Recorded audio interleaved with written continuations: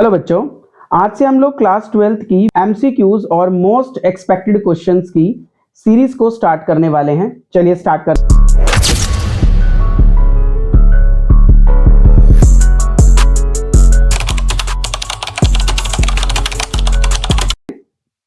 हाँ जी, आज का हमारा फर्स्ट क्वेश्चन है, in an experiment 3 microscopic latex spheres are spread into a chamber and become charged with charges these respectively. All three spheres come in contact simultaneously for a moment and got separated. Which one of the following are possible values for the final charge on the sphere? सबसे पहली बात तो बच्चों मैं थोड़ा सा अगर आपको बताऊं, ये जो वर्ड आपको लिखा हुआ है ना यहाँ पर लेटेक्स, ठीक है, लेटेक्स स्फीयर्स की जो यहाँ पर बात हो रही है, लेटेक्स स्फीयर्स होते हैं बच्चों नॉन कंडक्टिंग स्फीयर्स, ठीक है।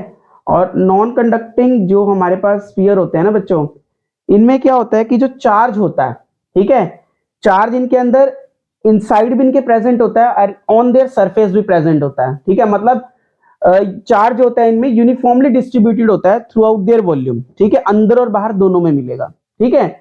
वहीं अगर वो आपको क्वेश्चन में कंडक्टिंग दे देता कि कंडक्टिंग स्फीयर है, ठीक है, यहां पर वो क्या करता, नॉन कंडक्टिंग की बजाय आपको दे देता कंडक्टिंग। तो आपको ना एक बात याद रखनी है, जो कंडक्टिंग स्फीयर होते हैं, अब हम लोगों ने पढ़ा हुआ है कंडक्टिंग स्फीयर्स के अंदर क्या होता है कि जो चार्ज होता है इनके अंदर वो कितना होता है, 0, है ना। तो इसका मतलब क्या है कि जब कंडक्टिंग स्फीयर अगर आपको दे दे क्वेश्चन में, आपको याद भी रखना है कि कंडक्टिंग स्फीयर्स में जो चार्ज होता है वो सिर्फ सरफेस पर प्रेजेंट होता है, ठीक है, क्योंकि inside the conducting sphere charge कितना होता है, 0। चलिए अब अपने क्वेश्चन पे आते हैं हम लोग। अब यहां पर देखो इसने क्या किया, ये 3 ना चार्जेस दे रखे हैं। एक तो चार्ज दिया हमें +3 इलेक्ट्रॉन, ये वाला। एक बच्चों इसने हमें चार्ज दिया +5e इलेक्ट्रॉन वाला, और एक चार्ज दिया इसने -3e। ये 3 चार्जेस इसने दिए, और ये हमें कह रहा है कि ये इसने ना एक चैम्बर, कोई भी चैम्बर बना लो, एक इस तरह से चैम्बर बना लो, इस चैम्बर के अंदर इसने ये क्या कर दिए, 3 चार्जेस को स्प्रेड कर दिया। और स्प्रेड करने के बाद क्या हुआ कि ये जो चार्जेस है ना, all the 3 spheres come in contact simultaneously for a moment, मतलब कुछ टाइम के लिए ना ये क्या करते हैं, इनमें कंडक्शन होती है, और कंडक्शन के कारण ये क्या करते हैं, एक दूसरे के कांटेक्ट में आते हैं, ठीक है। और कांटेक्ट में आते ही थोड़ी देर के बाद ये साथ ही सेपरेट हो जाते हैं। तो हमने ये बताना है कि इनमें से कौन सी पॉसिबल वैल्यू होगी final charge on the sphere के लिए, ठीक है। देखो इस क्वेश्चन के लिए हम लोग क्या करेंगे, हम लगाएंगे यहाँ पर law of conservation of energy, ठीक है। तो यहां पर आएगा according to law of conservation of energy. अब जो law of conservation of energy है बच्चों, ये हमें क्या कहता है कि जो टोटल चार्ज होना चाहिए, टोटल चार्ज, ठीक है, बिफोर कंडक्शन, ठीक है, मतलब जब वो कांटेक्ट में आए थे, बिफोर कंडक्शन या कांटेक्ट लिखो,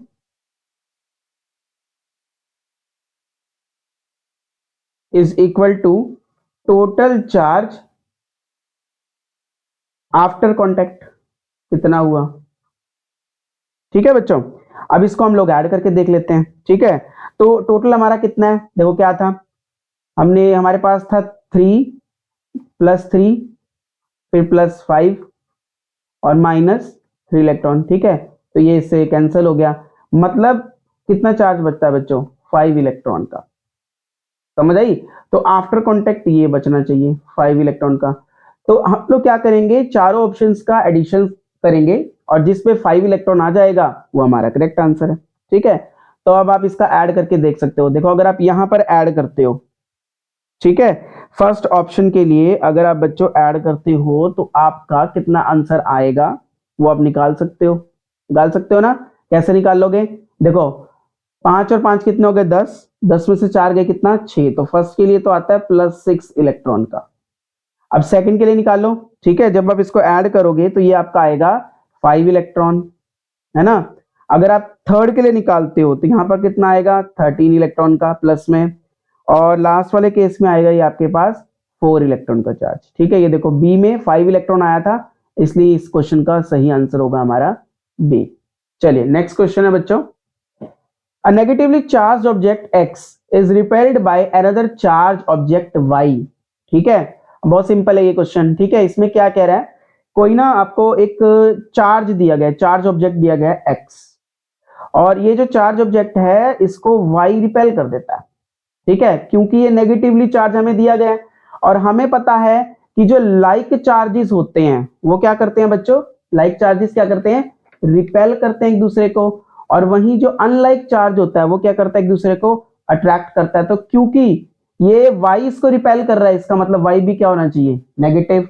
वहीं साथ में देखो, however an object z is attracted to object y, अब ये जो ऑब्जेक्ट z है ये y ऑब्जेक्ट की तरफ अट्रैक्ट हो जाता है, ठीक है। देखो कैसे, अब यहाँ पर z रखा हुआ है, अगर ये इसको अट्रैक्ट कर रहा है इसका मतलब क्या होना चाहिए, ये पॉजिटिव, क्योंकि जब ये अनलाइक होंगे तभी तो अट्रैक्शन होगी। So which of the following is the best possibility for the object z। चलो अब देखते हैं इस चीज को। अब यहां पर दिया हुआ है हमें पॉजिटिवली चार्ज ओनली, हाँ ऐसा भी हो सकता है, ठीक है। इसको चलो एक आंसर रखते हैं, हम लोग मानकर चलते हैं। नेगेटिवली चार्ज ओनली, नहीं नेगेटिवली चार्ज तो ये हो ही नहीं सकता, क्योंकि अगर ये नेगेटिवली चार्ज होता तो ये y को भी रिपेल करता। न्यूट्रल और पॉजिटिवली चार्ज, हाँ अब यहां पर देखो न्यूट्रल आया है। बच्चों आपको याद रखने हैं जो न्यूट्रल पार्टिकल्स होते हैं, ठीक है, जो न्यूट्रल पार्टिकल होते हैं, न्यूट्रल पार्टिकल को ना ये अट्रैक्ट होते हैं, अट्रैक्टेड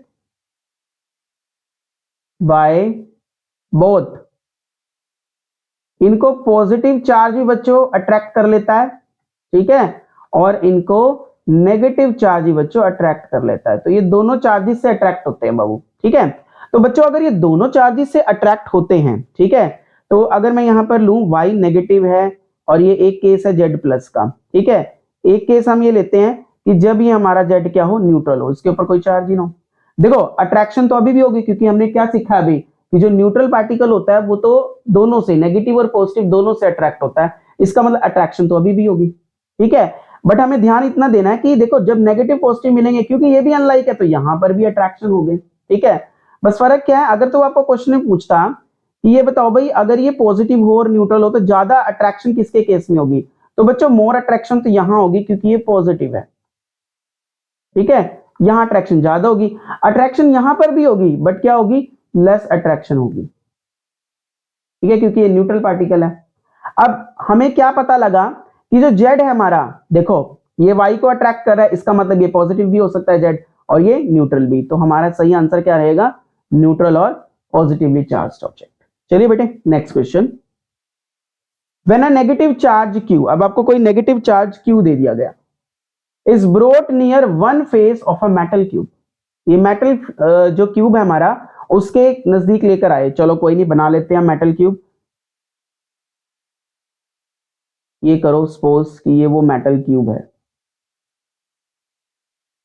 ठीक है बच्चों, और कोई चार्ज मान लो ये रहा यहां पर -q, ये हम इसके पास लेकर आए, ठीक है, तो इनमें क्या होगी, इंडक्शन होगा, और उसके कारण क्या होगा, ये नेगेटिव जो चार्ज है ना, जो क्यूब का इससे बिल्कुल नियरर पार्ट है उसके ऊपर कैसा चार्ज आएगा बच्चों, पॉजिटिव, है ना।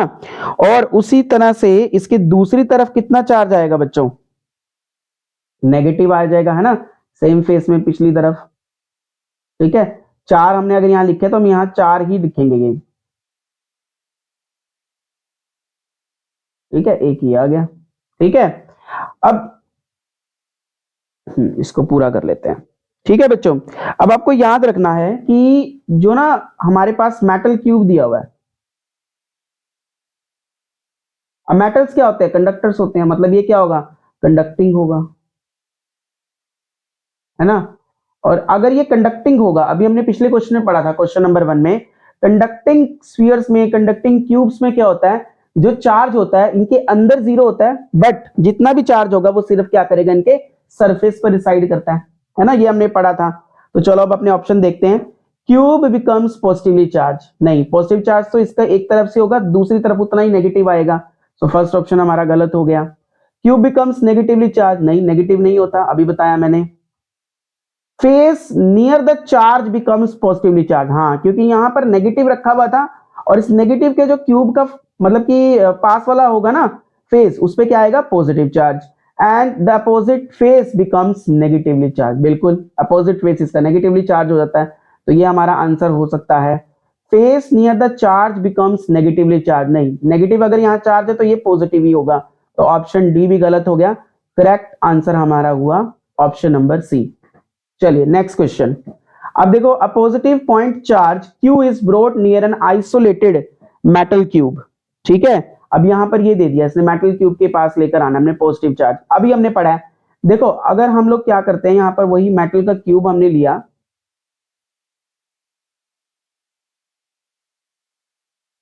ठीक है। अभी अभी मैंने आपको बताया कि जो मेटल्स होते हैं कंडक्टर्स होते हैं, है ना। तो ये कैसा क्यूब हो गया, it is a conducting cube. और कंडक्टिंग क्यूब में हम बार बार डिस्कस कर चुके हैं, इनके अंदर चार्ज जीरो होता है, जितना भी चार्ज होता है इनके सरफेस पर प्रेजेंट होता है। ठीक है, तो चलो आओ देखते हैं। The cube becomes negatively charge. नहीं, जब यहां पर क्या होगा, पॉजिटिव चार्ज रखा होगा तो ये वाला फेस नेगेटिव आ जाएगा, ठीक है, और यहां उतना ही क्या आएगा, पॉजिटिव। तो ये नेगेटिवली चार्ज भी नहीं होगा, ये पॉजिटिवली चार्ज भी नहीं होगा। Then interior becomes positively charge. नहीं, अंदर क्योंकि ये मेटल क्यूब है और ये कंडक्टिंग है, तो इसके अंदर तो चार्ज होगा ही नहीं, तो जीरो होगा। Next, the interior remains charge free. हाँ, अंदर कोई चार्ज नहीं होगा। The surface gets non uniform charge distribution. ये बिल्कुल सही है, यहां पर नॉन यूनिफॉर्म डिस्ट्रीब्यूशन आएगी चार्ज की। ठीक है बच्चों, चलिए अब हमारा नेक्स्ट क्वेश्चन है। क्वेश्चन नंबर 5 में हमें क्या कह रहा है, let F1 be the magnitude of the force between two small spheres charged to a constant potential in free space. ठीक है, ये कह रहा है कि हमारे पास ना दो स्मॉल स्फीयर्स हैं, मतलब दो चार्जेस हैं हमारे पास, ठीक है, और इनको क्या किया गया, चार्ज किया गया कांस्टेंट पोटेंशियल के साथ फ्री स्पेस में। ठीक है, और इन दोनों स्मॉल स्फीयर्स के बीच में जो लगने वाला जो चार्ज का फोर्स का मैग्नीट्यूड है वो F1 है। ठीक है, वही ये क्या कह रहा है कि अगर हम इनको क्या करें, एक ऐसे मीडियम में रखें जिसका डायलेक्ट्रिक कांस्टेंट K हो, ठीक है, तो इनके बीच में लगने वाले फोर्स का मैग्नीट्यूड कहता है F2 हो जाता है। तो हमें ये बताना है F1 बाय F2 की रेशो कितनी होगी। ठीक है, तो चलो देखते हैं। देखो यहां पर इसको कुछ इस तरह से लिखते हैं कि यहां पर कोई पॉइंट A है जहां पर चार्ज हमारा Q1 है, और एक पॉइंट B है जहां पर कोई चार्ज Q2 पड़ा है। ठीक है, अब हम क्या करते हैं, अकॉर्डिंग टू कूलम्स लॉ, ध्यान से सुनो क्वेश्चन को। कूलम्स लॉ के अकॉर्डिंग क्या होता है, हमने पढ़ा है कि जो फोर्स ऑफ अट्रैक्शन या रिपल्शन होता है, ठीक है, चार्जेस के बीच में, वो क्या होता है, वो उनके प्रोडक्ट के, चार्जेस के प्रोडक्ट के डायरेक्टली प्रोपोर्शनल होता है फोर्स। वहीं उन दोनों के बीच का जो डिस्टेंस है चार्जेस के, ठीक है, उसके इनवर्सली प्रोपोर्शनल होता है फोर्स। तो अगर आप इन दोनों रिलेशंस को कंबाइन करो तो आएगा F directly proportional to Q1 by Q2 over R square. ठीक है, और अगर आप यहां से ये प्रोपोर्शनैलिटी हटाते हो तो आपको पता है यहां क्या आएगा, F is equal to K Q1 Q2 by R square. ये K जो है हमारा कांस्टेंट ऑफ प्रोपोर्शनैलिटी है। ठीक है, अब इसकी आपने अलग अलग वैल्यूज पढ़ी हुई हैं बच्चों। ठीक है, हम लोग क्या करते थे, इसको CGS सिस्टम के अकॉर्डिंग K की वैल्यू को क्या रखते हैं, 1 रखते हैं। वहीं SI में हम इसकी वैल्यू कितनी रखते हैं, चलो मैं लिख देता हूं, CGS में हम K को लेट करते हैं 1। अगर हम इसको 1 लेट करेंगे तो हमारे पास जो फोर्स की वैल्यू आएगी वो क्या आएगी, F is equal to Q1 Q2 by R square.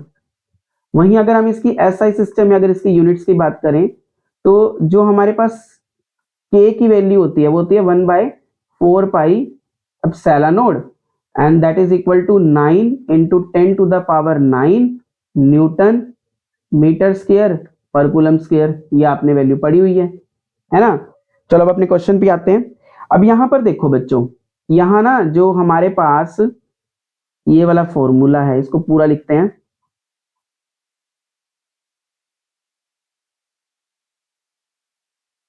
ठीक है, अब आपको ना ये पता होना चाहिए, इसको हम क्या कहते हैं, absolute electrical permittivity in free space होती है एप्सिलॉन नॉट। ठीक है, अब अगर हम इसकी ना बात करें किसी भी मीडियम में, ठीक है, जैसे यहां पर हम एक मीडियम दिया गया जिसका डाइलेक्ट्रिक कांस्टेंट K है, ठीक है, तो किसी भी मीडियम में ना जो बच्चों एप्सिलॉन की वैल्यू को हम ऐसे लिखते हैं, ठीक है, absolute permittivity of any medium वो क्या होती है, K टाइम्स होती है absolute permittivity of free space. ये आपको याद रखना है, ये कहां आती है, in any medium, in any medium, किसी भी मीडियम की बात हो रही है, ठीक है।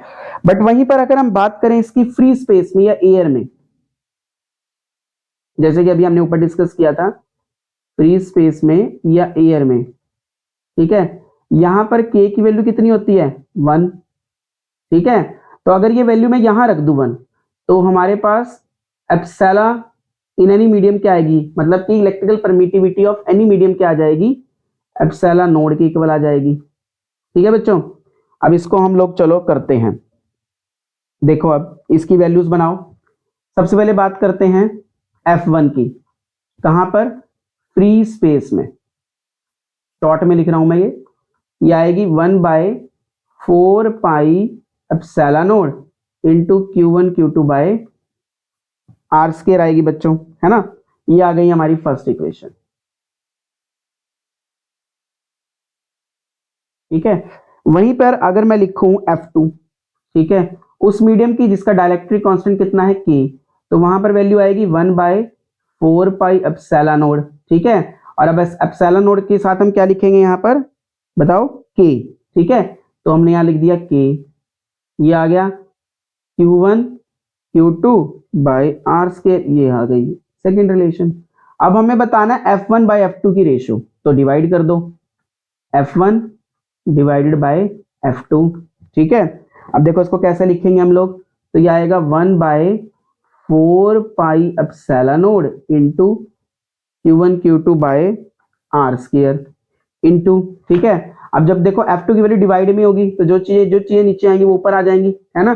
डिवाइड के जब मल्टीप्लाई में हम चेंज करेंगे इसको, तो ये आएगा 4 पाई एप्सिलॉन नोड के इंटू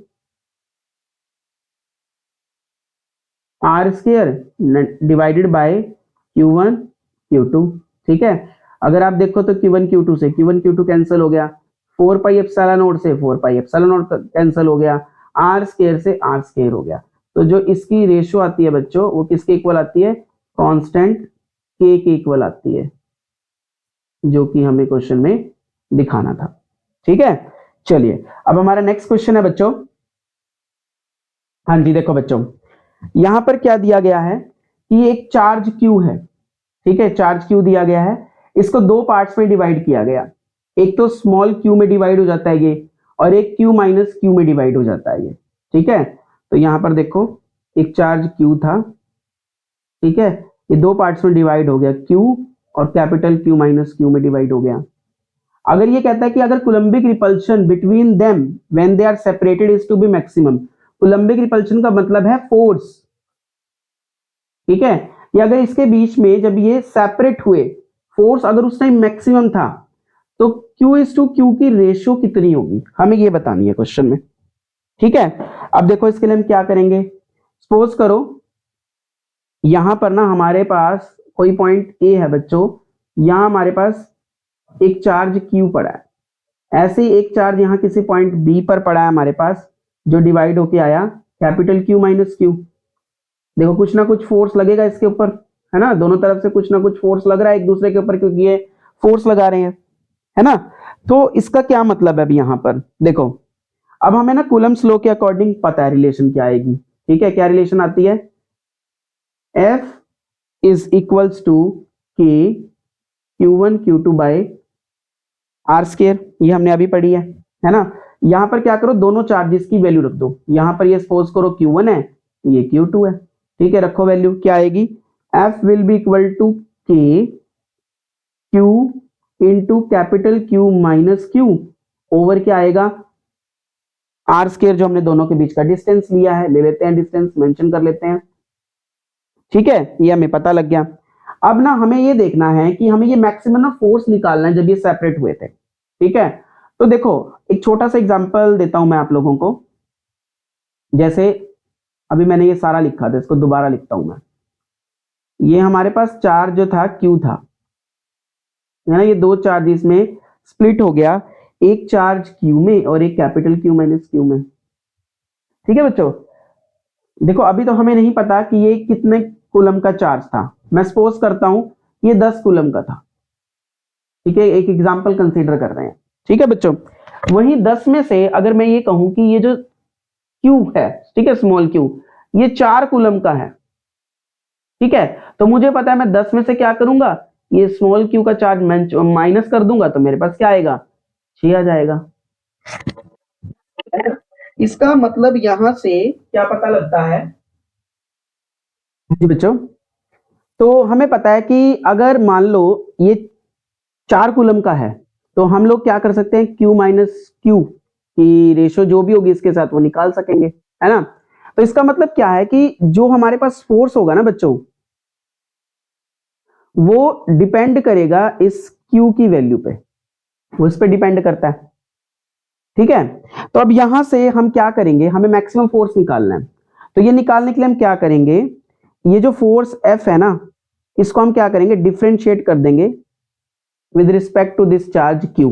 ठीक है, और मैक्सिमम के लिए हम क्या करेंगे, इसको 0 के लिए इक्वेट करके हम यहां से मैक्सिमम फोर्स निकाल लेंगे। ठीक है, क्योंकि देखो आपने ना मैथ्स में पढ़ा हुआ है कि अगर हम किसी भी फंक्शन की वैल्यू को मैक्सिमम करना चाहते हैं, ठीक है, तो हम क्या करते हैं, उस फंक्शन को जिस पर उसकी वैल्यू डिपेंड करती है उसके साथ डिफरेंशिएट कर देते हैं, है ना, उसके रिस्पेक्ट में। ठीक है, तो चलो आओ करके देख लेते हैं ये। ठीक है, अब देखो इसको कैसे लिखेंगे, ये आएगा हमारे पास df by D Q is equals to d by D Q.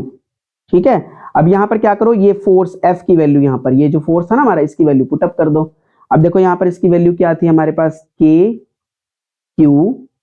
Q minus Q over R square, इसको हमने इक्वेट किया 0 के इक्वल। ठीक है, यहां से जो कांस्टेंट वैल्यू बनती है बच्चों वो निकाल लो। ठीक है, तो यहां से हमारे पास जो कांस्टेंट बनता है वो क्या बनता है, K बाय आर स्क्वायर, ये हमने बाहर निकाल लिया। ठीक है, अब अंदर देखो हमारे पास क्या बचता है, ये बचेगा d by D Q into Q minus Q, ये बच गया। ठीक है, इक्वल्स टू 0। अब इसको हम क्या करेंगे, इस क्यू को ना अंदर मल्टीप्लाई कर लो तो आएगा d बाय डी क्यू, तो आ जाएगा ये हमारे पास क्यू माइनस क्यू स्क्वायर। ठीक है बच्चों, and it is equals to 0।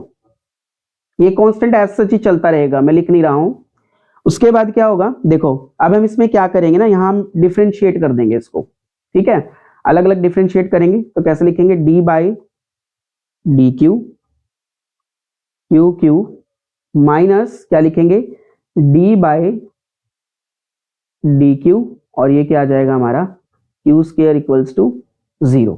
ठीक है बच्चों, अब हम क्या करेंगे, यहां पर ना फॉर्मूला लगा देंगे u इंटू वी का, डिफरेंशिएशन का फॉर्मूला लगा देंगे। ठीक है, तो देखो क्या आएगा, ये कांस्टेंट वैल्यू को एज सच ही रखेंगे, चाहे आप इसको लिखो भी ना तब भी कोई फर्क नहीं पड़ता, क्योंकि इसकी वैल्यू हमें गिवन नहीं है, हमें सिर्फ q बाई क्यू की रेशियो निकालनी है। ठीक है, तो देखो अब क्या होगा, जब हम डिफरेंशिएट करेंगे q को बच्चों फर्स्ट फंक्शन को तो ऐसे ही लिखेंगे, और क्या करेंगे, इस फंक्शन के रिस्पेक्ट में इस कैपिटल Q को डिफरेंशिएट करेंगे, तो हमारे पास आएगा यहां पर dq बाय dq प्लस। ठीक है, अब क्या करेंगे दोबारा, फर्स्ट इसको सेकंड फंक्शन को एज सच और इसके रिस्पेक्ट में q को डिफरेंशिएट करेंगे, तो वो आएगा dq बाय dq, और यहां से हमारे पास जब इसको डिफरेंशिएट करेंगे तो ये 2 जो होगा आगे आ जाएगा इसके। ठीक है बच्चों, ये आएगा -2 और q एज सच, ठीक है, इक्वल्स टू 0। अब देखो क्या करोगे, अब हम इसमें ना एक चीज और करनी है। ठीक है, हम मानकर चलेंगे कि जो कैपिटल Q है ना बच्चों, सॉल्व करने के लिए इसको 0 मान लेंगे, इसकी कांस्टेंट कर देंगे इसकी वैल्यू। ठीक है, तो जब हम इसको कांस्टेंट रखेंगे तो हमारे पास क्या आएगा बच्चों, ये आएगा Q, ये तो हो गया 0, सो इनटू आ गया 0 प्लस, अब यहां पर ये Q था ये एज सच रहेगा और ये यहां से कैंसिल होकर 1 हो जाएगा, तो ये आएगा प्लस Q, और ये क्या आएगा -2Q इक्वल्स टू 0। ठीक है, अब ये कितना बच गया, Q minus 2Q equals to 0। ठीक है बच्चों, इसको उधर ले जाओ तो ये क्या आएगा, Q is equals to 2Q, और अगर आप Q बाई Q की रेशियो निकालते हो तो ये कितनी आएगी बच्चों, 2/1, मतलब कि हमारे पास Q इज टू Q की रेशियो कितनी आ गई, 2:1 आ गई बच्चों। ठीक है, तो अब ये चीज आपको याद रखनी है। ठीक है, तो आप कर लोगे ना ये चीज। याद रखना कि जैसे ना आप ये जो कांस्टेंट वैल्यू है हमारे पास, ठीक है, k बाय आर स्केयर की जो हमारे पास ये वैल्यू है, ठीक है, जब आप इस वैल्यू को ना इधर लेकर आओगे जीरो के साथ मल्टीप्लाई करोगे, ठीक है, होगा कैसे, देखो जो स्केयर ब्रैकेट में जो सब कुछ है वो एज सच रहेगा, और इस वैल्यू को जब आप जीरो के साथ लाकर ना इधर लाकर मल्टीप्लाई करोगे, कैसे लिखोगे, ठीक है, ये ऐसे हो जाएगी, ठीक है, तो ये सारी की सारी जो वैल्यू होगी ना बच्चों, ये जीरो हो जाएगी यहां पर, ठीक है, इस चीज को आपने याद रखना है। तो बाकी आप इस तरह से इस क्वेश्चन को प्रूव कर सकते हैं। Question number 7। अब क्वेश्चन नंबर 7 में हमें क्या करना है, हाँ जी, यहां पर दिया गया 5 corners of a regular hexagon, ठीक है बच्चों, रेगुलर हेक्सागन, रेगुलर हेक्सागन तो आपको पता ही होगा, ठीक है, वो होता है जिसमें सभी एंगल्स और जिसकी सभी साइड्स एक दूसरे से इक्वल हो, ठीक है, ये कह रहा है each side has a static charge Q, सब साइड्स के ऊपर एक चार्ज क्यू पड़ा हुआ है, there is no charge located at the 6th corner of the hexagon, मतलब कि 5 कॉर्नर्स पर तो चार्जेस रखे हुए हैं, एक कॉर्नर 6 कॉर्नर पे चार्ज नहीं है, कोई भी हो सकता है वो, तो what will be the net force on a single charge minus Q placed at the geometric centre of the hexagon, ठीक है, तो चलो पहले यही बना लेते हैं हम लोग, ठीक है, देखो इसको कुछ इस तरह से बनाएंगे हम लोग,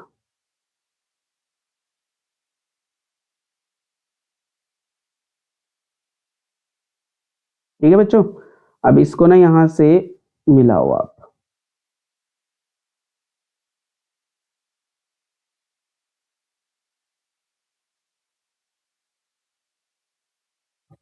ठीक है बच्चों, ये हो गया हमारा रेगुलर हेक्सागन, इसके सभी एंगल्स और सभी साइड्स के हैं इक्वल, ठीक है, तो हम अपनी मर्जी से लेट कर लेते हैं, मान लो इसकी हर एक साइड आर है, ठीक है, सभी साइडें इसकी आर हो गई, ये भी आर हो गया, ये भी आर हो गया, ये भी, ये भी, ये भी, सारी साइड से इसकी आर हो गई, ठीक है, अब देखो क्या होगा इसमें, अब ये कह रहा है ना कि हर एक कॉर्नर पे ना एक चार्ज पड़ा हुआ है क्यू, ठीक है, चलो रखते हैं हम लोग चार्जेस क्यू, यहां पर भी हर कॉर्नर पे एक क्यू चार्ज पड़ा हुआ है, ऐसे करके, ठीक है बच्चों, अब इसके नाम आप रख दो, जैसे कि यहां पर हो गया, मान लो ए हो गया, ठीक है, ये पॉइंट बी हो गया, ये पॉइंट सी हो गया, ये डी हो गया, ई हो गया, और ये एफ हो गया, ठीक है, अब ये हमें क्या पूछ रहा है कि अगर हम क्या करें, एक ना सेंटर में चार्ज रख दें, ठीक है, यहां ना सेंटर पे ये कह रहा है एक माइनस क्यू चार्ज को अगर हम प्लेस कर दें तो क्या होगा, ठीक है, अब देखो बच्चों, क्योंकि ये नेगेटिव चार्ज है और ये सारे कैसे हैं, पॉजिटिव चार्जेस हैं, तो ये पॉजिटिव चार्जेस क्या करेंगे, इस चार्ज को अपनी तरफ अट्रैक्ट करना स्टार्ट करेंगे, तो कुछ इस तरह से इसको अपनी तरफ अट्रैक्टिव फोर्स लगाकर पुल कर रहे होंगे नेगेटिव को, ठीक है, इधर तो चार्ज ही नहीं है, ठीक है, ये भी इसको अपनी तरफ अट्रैक्टिव फोर्स लगा रहा होगा, ठीक है, अब देखो बच्चों क्या होगा, अगर आप ध्यान दोगे, ये वाला जैसे फोर्स है देखो, और ये वाला फोर्स है, क्योंकि सभी साइड्स क्या है, इक्वल, ठीक है, तो लगने वाले फोर्सेस भी क्या होंगे, इक्वल होंगे, और साथ में हमें दिखाई भी दे रहा है एक फोर्स इधर की तरफ लग रहा है, एक की तरफ इधर लग रहा है, मतलब ये दोनों इक्वल और अपोजिट है, सो ये वाला जो फोर्स होगा इस इन चार्जेस की वजह से एक दूसरे को कैंसल आउट करेगा, ऐसे ही ये वाला फोर्स और ये वाला फोर्स एक दूसरे को कैंसिल आउट करेगा, है ना, देखो ये भी इक्वल एंड अपोजिट है क्योंकि वही सेम साइड्स पे हैं, अब ये एक ऐसा चार्ज हमारे पास बच गया सी पॉइंट पर, ठीक है, ये जो कि कैंसिल आउट नहीं होगा, इसका मतलब जितना भी सेंट्रल चार्ज के ऊपर, ठीक है, सेंट्रल जो चार्ज रखा हुआ है, जो भी उस पर नेट फोर्स होगा वो इसी क्यू से मिलेगा जो सी पर रखा हुआ है, ठीक है, और वो फोर्स की वैल्यू हम लोगों ने पढ़ी हुई है, कितनी आती है कूलम्ब्स लॉ से, है ना, वो कितना होता है, F is equals to 1 by 4 pi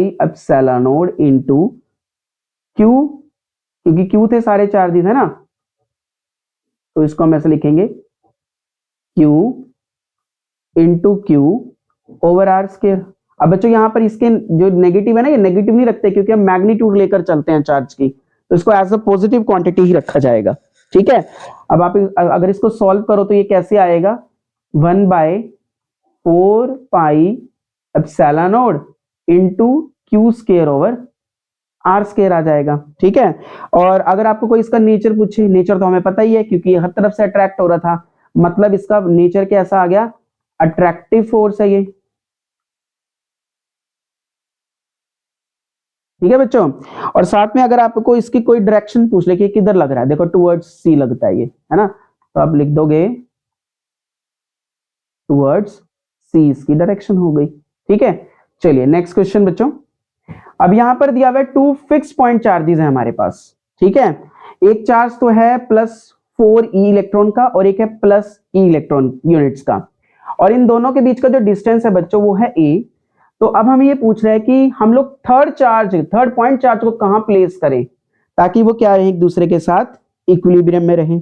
ठीक है, तो चलो कर लेते हैं इसको भी।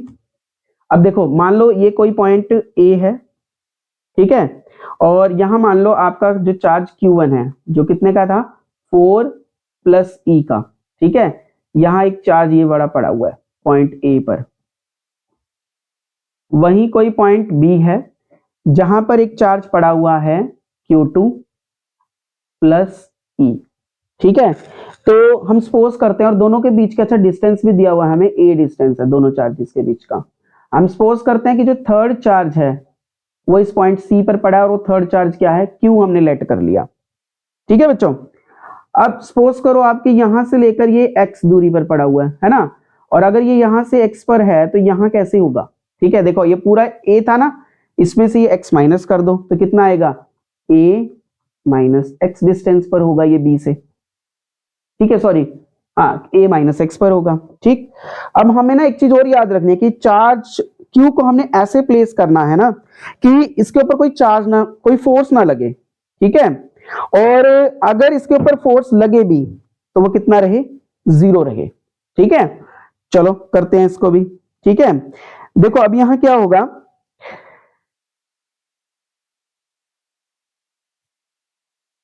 देखो बच्चों ये हम लेट कर लेते हैं, लेट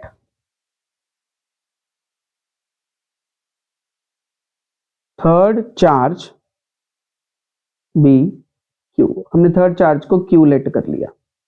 ठीक है, अब हमें पता है कि अगर ये जो चार्ज Q है, जो थर्ड चार्ज Q है, इसको किस में होना चाहिए, इक्विलिब्रियम में। ठीक है, तो इसका मतलब क्या होना चाहिए कि जितना फोर्स क्या हो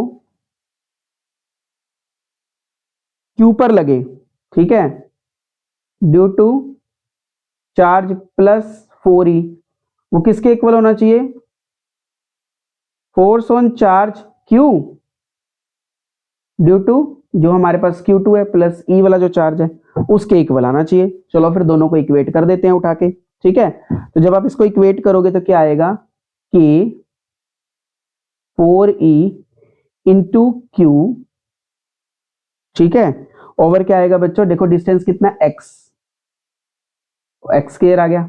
ठीक है, it will be equal to Q, अब ये वाला E और ये central charge Q divided by a - x का होल स्क्वायर, ये आ गया बच्चों। ठीक है, अब हम क्या करेंगे, इसको आप क्या करो, क्रॉस मल्टीप्लाई कर दो और जो कटता है वो काट दो। देखो a से ये कैंसिल हो गया। ठीक है बच्चों, ऐसे ही हमारे पास q से q कैंसिल हो गया, e से e कैंसिल हो गया। तो हम जब इसको क्रॉस मल्टीप्लाई करेंगे तो क्या आएगा, it will be equal to x square will be equals to 4a - x का क्या आएगा बच्चों, होल स्क्वायर। ठीक है, अब इसके स्क्वायर को हम खत्म करेंगे, इसके स्क्वायर को खत्म करने के लिए हम क्या करेंगे, इधर ले लेंगे under root, so it will be 4 into a - x का होल स्क्वायर। ठीक है, अब देखो हमें पता है 4 का जो अंडर रूट होता है वो क्या है, 2, और ये इसका स्क्वायर a - x से कैंसिल आउट हो जाएगा, तो ये कितना बचेगा, a - x बचेगा। ठीक है बच्चों, यहां पर ये स्क्वायर नहीं आएगा। अब क्या करो, इसकी ना 2 के अंदर मल्टीप्लाई कर दो तो क्या आएगा, 2a - x, x को इधर लेके आओ, देखो कैसे, x, सॉरी ये 2x आएगा, तो it will be x plus 2x is equals to 2a। ठीक है, हमें यहां से x की वैल्यू निकालनी है, तो ये आएगा 3x is equals to 2a and x, अब ये इधर मल्टीप्लाई में तो इधर जाके क्या हो जाएगा, divide, it will B 2/3a, ये आ गया डिस्टेंस। ठीक है, तो हमें यहां से पता लग गया कि हम लिख सकते हैं सो जो चार्ज हमारे पास Q है, ठीक है, should be placed at a distance, कितने डिस्टेंस से रखना चाहिए बच्चों, 2/3 a, ठीक है, कौन से चार्ज से, from charge plus 4e electron, ठीक है।